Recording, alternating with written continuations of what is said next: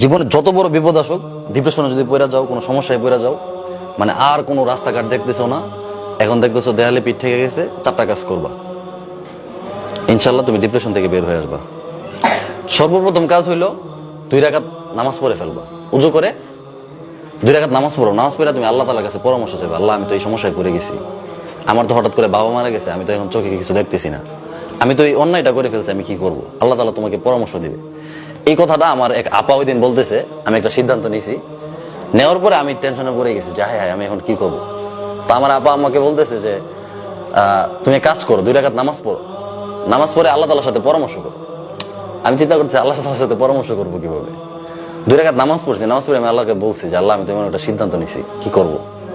তখন দেখি আমার মাথায় নানান চিন্তা আসতেছে, বুদ্ধি আসতেছে, পজিটিভ, বুঝছো? ডিপ্রেশনে পড়ে গেলে প্রথম চেষ্টা করবা 2 রাকাত নামাজ পড়া।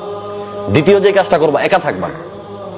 হ্যাঁ, ধরো তুমি একটা খারাপ পরিস্থিতি পড়ে গেছো, রুমে দরজা টরজা বন্ধ করে একদম হাই হাই আমার সাথে এটা কি হয়ে গেল, তখন তোমার মাথায় খারাপ চিন্তা আসবে। কি চিন্তা আসবে? তখন মনে হবো যে আমি উল্টাপাল্টা কিছু করি। আরবিতে একটা প্রবাদ আছে, ওতলাতুর রাসি দুক্কানু শয়তান। খালি ব্রেন হচ্ছে শয়তানের রাস্তা না। কিসের রাস্তা না? শয়তানে বাসা বাঁধে, শয়তানে দোকান বানায়। তাইলে যদি তুমি ডিপ্রেশনে পড়ে যাও, তাহলে একা থাকবা না, মানুষের মাঝখানে চলে আসবা।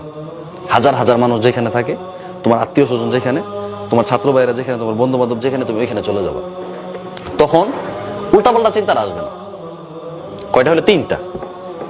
নামাজ, রুমে একা থাকা যাবে না, মানুষের সামনে চলে আসবে। এরপরে যে কাজটা, যারা বড়, তোমার চেয়ে বয়সে বড়, তোমার চেয়ে বুদ্ধিতে বড়, জ্ঞানে বড়, হ্যাঁ, তোমার উস্তাদ, তোমার বাবা মা, ভাই বোন, তোমার যারা বড়, তোমার যারা গার্ডিয়ান, তাদের কাছ থেকে পরামর্শ নিবা যে আমি তো এই খারাপ পরিস্থিতিতে পড়ে গেছি, এখন কি করবো, এখান থেকে বের হবো কিভাবে। তারা যখন একটা পরামর্শ দিবে, তখন তোমার মাথায় মানে খারাপ চিন্তা আসবে না, শয়তান বাসাটা বাঁধতে পারবে না। কথা বুঝছো?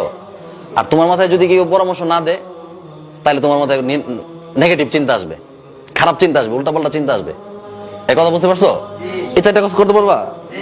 যে কোনো সময় খারাপ পরিস্থিতি আসতে পারে, আসলে এই 4টা কাজ করে ফেলবা।